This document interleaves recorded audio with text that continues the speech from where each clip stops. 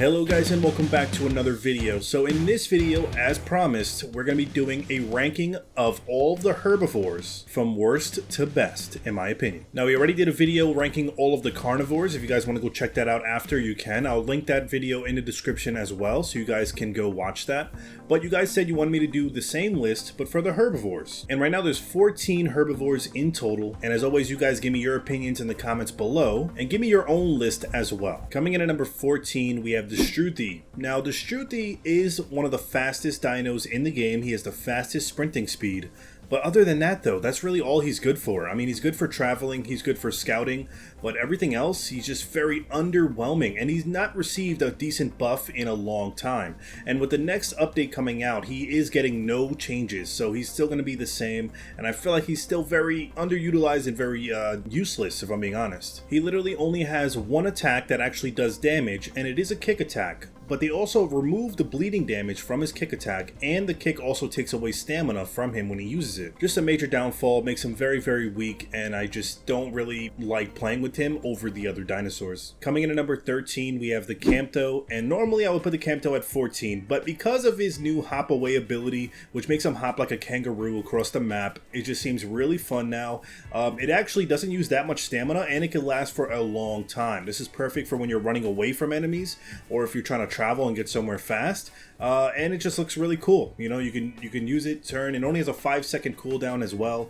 So I guess that's the only reason he's not dead last, but he is getting also no changes the next update, so they're not really doing anything with the ankle biters as far as the Kentro and the Struthi. Coming in at number 12, we have the Kentro. The Kentro's always been a mid-tier solid dino, nothing really overpowered, but can kind of be underwhelming depending on how you use it. These things are perfect in packs. They do a lot of bleed damage, and they have reflective bleed damage as well, which means if a dinosaur bites you, they also get bleed damage inflicted on them because of the spikes you have all over your body. The Kentro will be getting a new shoulder checking ability, which is where he lunges forward, knocking back enemies. So it's basically like a knockback attack, which I don't know if it's going to do any bleed, but I don't know why they would give that to the Kentro. I feel like he's so small. The only other dinos this will work on is dinosaurs that are also small like him, but I'll definitely be doing some testing on that in the next update. Coming in at number 11, we have the Lambo, and I feel like the Lambo's always been a dino that people overlooked, and the reason is because he's a support dino. You know, he's not really that strong,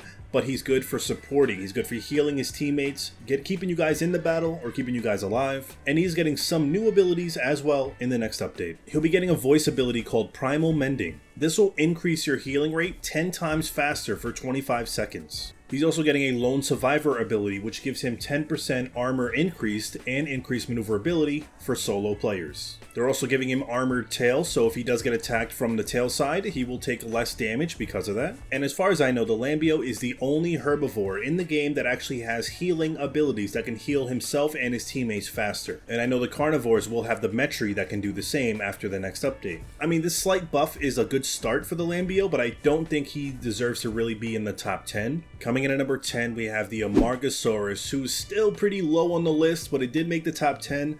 But the Amargasaurus has always been very underwhelming. He's been pretty much a free snack for any big size apex dinos. The only good thing that they did to him recently, or the last update, was the stomping attack now has a area of effect damage, which means now anyone around you on the sides will also take damage from your stomp, which does about 100 damage. But he's also not getting any buffs the next update, so he's pretty much still going to be the same, and I feel like he's still going to be very underwhelming and just not as strong as he should be. Coming in at number 9, we have the Styra. The Styra has always been that solid mid-tier dino, very fast. He has some decent moves with high quality damage as well. So I think he's always been solid where he's at. He never really took any major nerfs or major buffs.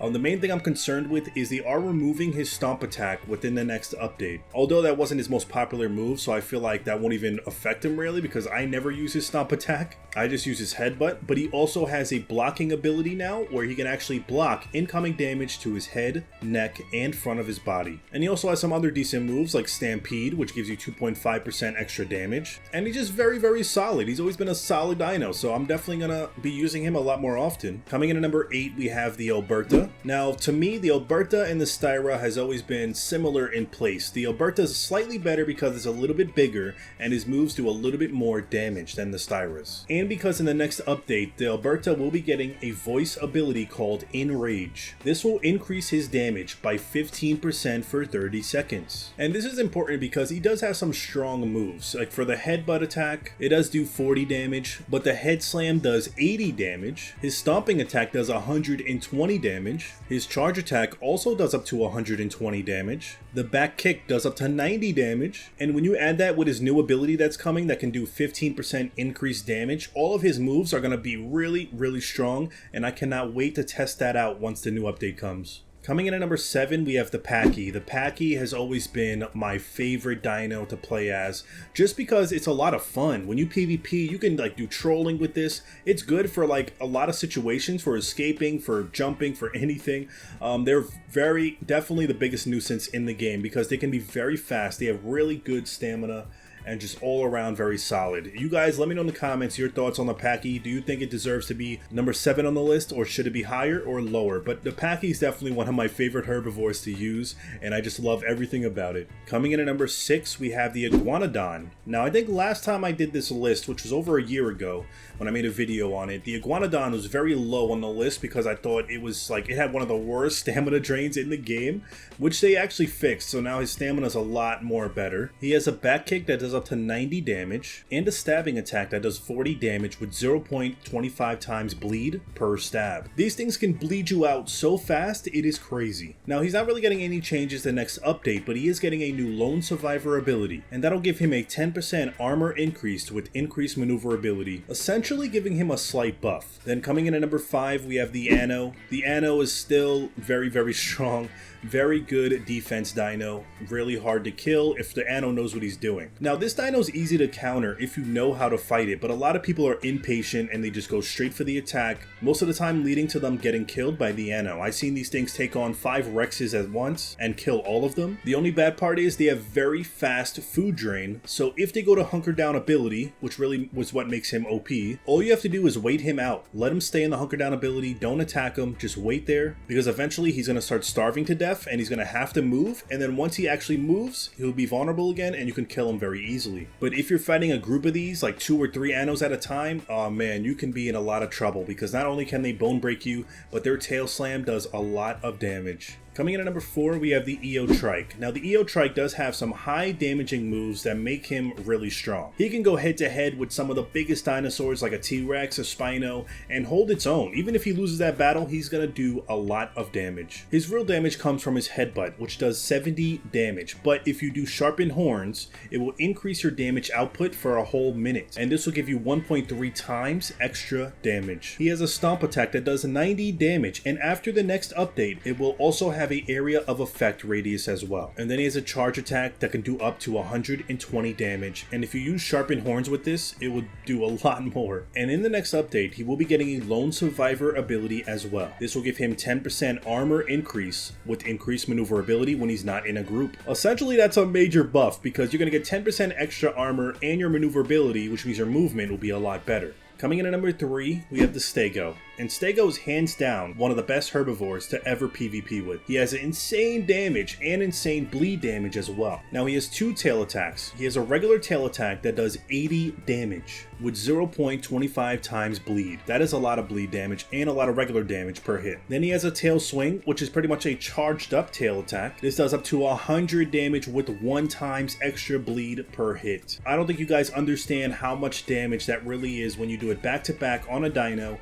especially if it's a smaller dino with less combat weight. That bleed damage is going to be amplified and it's going to be crazy. And to make it even better, the next update, he's also getting the Lone Survivor ability, which is a 10% armor increased and increased maneuverability when he's not in a group. I will be doing a video soon on the best build for the Stego, so make sure you guys subscribe and stay tuned for that. Coming in at number 2, we have the Bars. Now, the Bars has always been a solid top 5 in all of my ranking lists because he actually never really got in any nerfs or anything bad that made him a lot weaker. He's always been very strong. He has the highest HP in the game at 1500 and the highest combat weight at 7000, and he's always been in a good spot. The devs actually never nerfed the Bars like I thought they would, and he is very fun to PvP with once you actually learn how to nail his tail attacks. And if that wasn't good enough, the Bars is also getting the Lone Survivor ability, which is a 10% armor increase and increased maneuverability when you're not in a group. The bars, as far as right now, will always be a tank, and hopefully they never nerfed it because I feel like he's at the right spot in the game.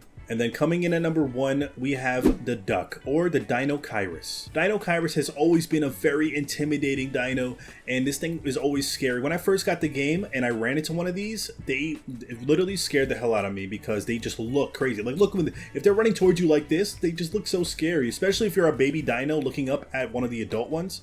Oh my god, I nearly shit myself every time. Now, he's semi-aquatic, which I feel like gives him the edge on a lot of dinos because he could fight you in water or on land. He has some high damaging moves. He has a claw attack that does 60 damage. And as far as I know, it doesn't do bleed anymore. But if it does do bleed, if they change that, let me know. But as far as I know, his claw attacks right now do not do bleed. He has an ability called Burly, which increases his stamina regen by 20% and bone break healing by 20% as well. Or you can do Web Feet, which increases your swim speed. Now, the reason I put him at number 1 is because the next update, he is getting a major buff. He's also getting the Lone Survivor ability, 10% armor increase and increased maneuverability when he's not in a group. He's getting a vocal call called Hiss, and this vocal call will reduce incoming damage by 15% for 20 seconds. They had it at 60% reduced damage for 20 seconds, but they nerfed it to 15% because people were saying that was way too OP for someone this size and already this strong. He's getting an ability called Goose Honk, which is also a voice call ability, which increases the knockback for your attacks for 30 seconds. Honestly, I would go with the Hiss one. That seems a lot better.